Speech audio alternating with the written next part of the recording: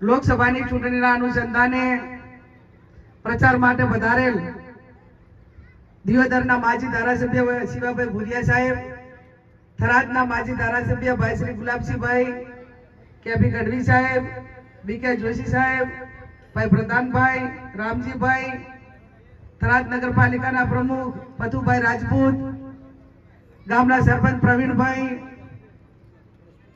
ગણેશભાઈ, આપ સૌ ડોડગામ, મોરીખાન, આગલા, ખાનપુર, ઝાંટલા, સળધર તમામ ગામના સર્વ આગેવાનો, અમારા દાદરા ગામથી જાગીરદાર અને સર્વ સમાજના આગેવાનો આવ્યા છે, મોરીખાથી પણ આવ્યા છે.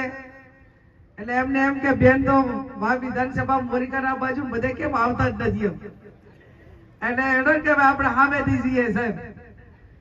પણ એમને ખૂબ જવાબદારીપૂર્વક જવાબદારી સંભાળી છે સાહેબ. 20 વર્ષમાં વાવ તાલુકાનું કોઈ ઘર એવું નહીં હોય કે એના ઘર સુધી હું ના પહોંચ્યું. એટલે હવે આ સમય તમારો આટલો છે એટલે હાચવી લેજો. વાવ વિધાનસભા વાળા મોરીખા હોય, દાદરા હોય, બધું આપણે સંભાળી લેશો ને.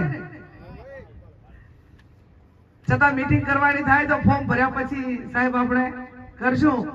આવતીકાલે ભાભર તાલુકાની અબાળા, અસાણા, સોયગામ તાલુકાનું મોરવાડા અને સોયગામ આ 4 મીટિંગોનું આયોજન કરેલું છે. વાવ તાલુકો આપણે ફોર્મ ભર્યા પછી જે જનસંપર્ક કાર્યક્રમ રાખવાનો થાય એ રાખીશું.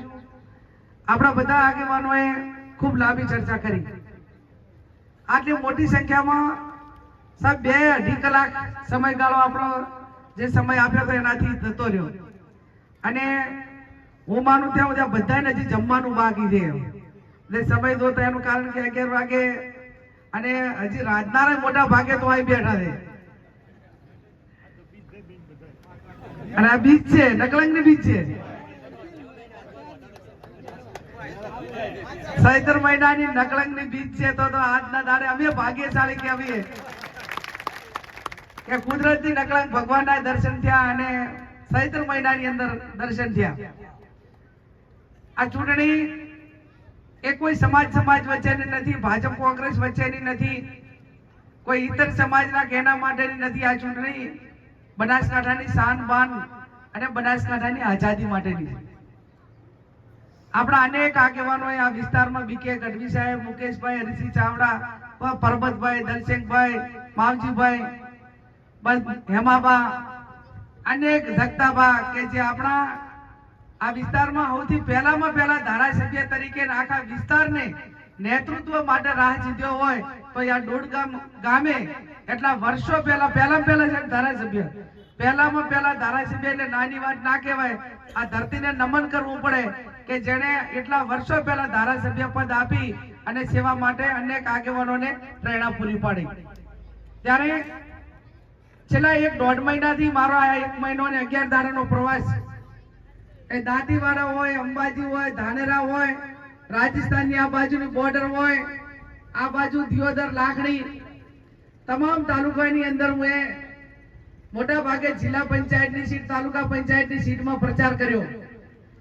મને પોતાને પહેલું તો એમ લાગતું હતું મારા બધા કોંગ્રેસ વાળા બધા આગેવાનો બધા કહે છે કે બેન તમે ચૂંટણી લડો, પણ સાહેબ કીધું ડિપોઝિટ ભરવાના પૈસા નથી ને આવડું મોટું હેધાણ મેલું હશે રીતે વગર પૈસી બીક લાગતી હતી. પણ જેમ ચૂંટણીનું વાતાવરણ ને ટિકિટ મળી, જે દાડે ટિકિટ જાહેર થઈ એના પહેલાથી તમામ મીટિંગોનો ખર્ચો એ જે તે તાલુકામાં, જે તે વિસ્તારમાં નાના મોટા આગેવાનો કરે, ચા પાણીની વ્યવસ્થા કરે, માયકની વ્યવસ્થા કરે અને ઉપરથી ફૂલડે ફૂલરા, કંકુ, ચોખા, અબીલ, ગુલાલ, પ્રેમ, સ્નેહ, લાગણી.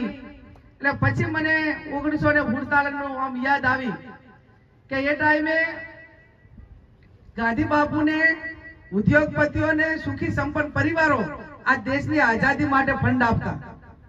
અત્યારે એનું ઉલટું છે કે દેશના ઉદ્યોગપતિઓએ દેશને આખું લૂંટીને શોષણ કરી અને ભારતીય જનતા પાર્ટીને ભંડોળ આપ્યું અને મધ્યમ ને ગરીબ વર્ગ કે જે આજે 100 રૂપિયા આપવા તો પણ કાઠા એવી પરિસ્થિતિમાં ગરીબ અને મધ્યમ વર્ગ જે મારી બહેનો એ શાકભાજીમાંથી બચાવે, દૂધના પગારમાંથી બચાવે, અને ક્યાંક બેન દીકરીને ડિલિવરી માટે પૈસા હાચવવાના હોય એમાંથી જ્યારે મને ફંડ આપે છે ને ત્યારે આ તમારા પરસેવાના પૈસા એણે ને દવા દઉં એની પણ મને ખાતરી આપું. અને સાહેબ એટલા માટે મને આજે એટલો બધો રાજીપો ને ખુશ એટલા માટે છું કે મને આ પ્રેમ લાગણી જે આપી ને શેની આપી છે.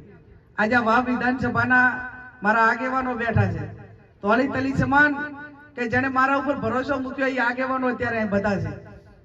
જો મારે સાહેબ પૈસાની જરૂર હોત તો અનેક વખત મેં કેપી સાહેબના બધા આગેવાનો ઘણી વખત એમની કે તમારા ધારાસભ્ય કે દાવાના છે ભાજપમાં, ત્યારે કેપી સાહેબ મારી ગેરહાજરીમાં કહી દે કે અમે એ આગેવાન ઉપર ભરોસો મૂક્યો છે કે અમને પૂછ્યા વગર વેચાશે નહીં, એટલો તો અમારા ધારાસભ્ય ઉપર મને 100% ભરોસો છે. પૈસા, સત્તા, આ બધું ચડાવ ઉતાર એક તડકા છાયાનો ભાગ છે, પણ તમારા ઇતિહાસમાં કોનું કેવું નામ લખાય ને એ ઇતિહાસ ગવાહ રહે. આ તમે આ બધા આપણે બેઠા આટલી મોટી સંખ્યામાં એકાબીજાને રામ રામ કરો, કેમ છો, બદામ છો એમ કે કોઈ એમ કીધું કે તમારા ઘરે પૈસા કેટલા છે? આમાંથી સાહેબ કોઈ એમ ના પૂછે કે તમારા ઘરે પૈસા કેટલા છે. બધા કેમ છો, બદામ છો, સારું ઘર છે, બીજાના પરિવારના સમાચાર લે.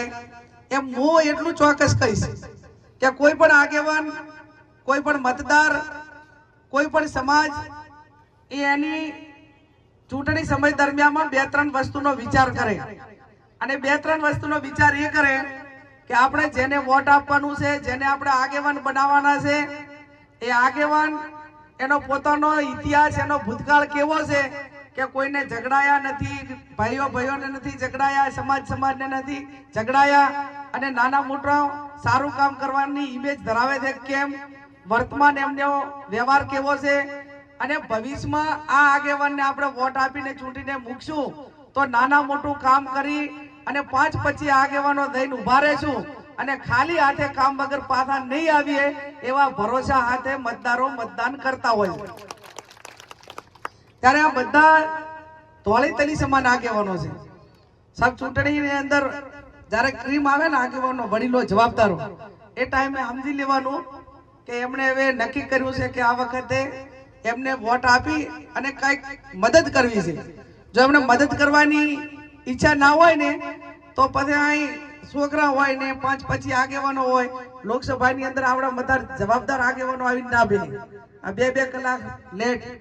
મારો કહેવાનો અર્થ એટલો કે જ્યારે ભૂતકાળમાં પણ તમે મને બાજુમાં કદાચ અંબાજી હોય, દાતા હોય, કે એ બાજુ લાખણી હોય કે ધાનેરા હોય, એમને તો કદાચ મારા ભૂતકાળની ખબર ના હોય, પણ તમે તો અહીં મારા પાડુમાં છો. અહીંથી ચાલુ થાય એટલે મોરીખાથી દાદરા, મને 28 વર્ષથી તમે બધા ઓળખો છો કે તમામ સમાજો, રાજપૂત સમાજ હોય, ચૌધરી સમાજ હોય, રબારી સમાજ હોય, અમારો સમાજ મોટો છે, અનેક ઘટનાઓ નાના મોટી બનતી છે, પણ એ ઘટનાઓ ડાબવા માટે દરેક સમાજમાં ભાઈચારાની ભાવના હચવાઈ રહે, ગામમાં હંપરે તો ચાક મારા સમાજને દબાયો હશે, બાકી બીજા સમાજને ન્યાય આપવાનું કામ એ 28 વર્ષની અંદર મેં કાયમી કર્યું.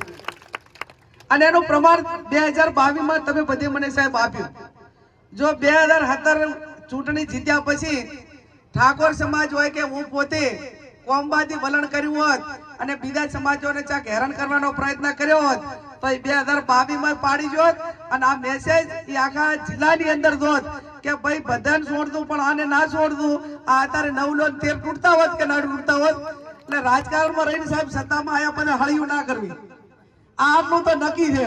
થાય એટલું માણાને થાય એટલું સારું કરવું, બાકી કદી કોઈનું ખોટું કરવું નહીં. જેટલું થાય એટલું ભલાઈમાં નામ નોંધાવવું, ખોટામાં નામ નોંધાવવું નહીં. જેમ કે માણસ સત્તા તો સમય સંજોગે ઘડીકમાં પૂરી થઈ જાય છે, પણ એના માણામાં જે ડંખ છે ને એ પેઢી દર પેઢી બીજા પેઢીને ભલામણ કરીને જાય કે આણીએ આપણા સમાજને કે આપણને આટલું નુકસાન કર્યું છે, આને તો વોટ ના આપતા પણ આની પેઢીને ના હાલતા. આ વાત સાચી કે ખોટી? એમ અને પાકું થાય છે, મેં તો અનુભવેલું છે. એટલે હું તો આ નકલંક ભગવાનના બીજને દાડે પ્રાર્થના કરું બધાય વધી કે ભગવાન નકલંક ભગવાન થાય એટલું આ પ્રજાનું સારું કરવા માટેની મને શક્તિ સદબુદ્ધિ આલવી. જે તારા જાહેર જીવનમાં ઘરે બેહવાનો વારો આવે તાર ઘરે બેહી રહેવા માટેની તું મને આજ્ઞા આલવી, પણ કોઈ દાડો મારા હાથે કોઈનો પણ ખરાબ ના થાય એટલી શક્તિ ને સદબુદ્ધિ નકલાંગ ભગવાન મને આલતી એવી હું બીજના દાડે પ્રાર્થના કરું. ચૂંટણી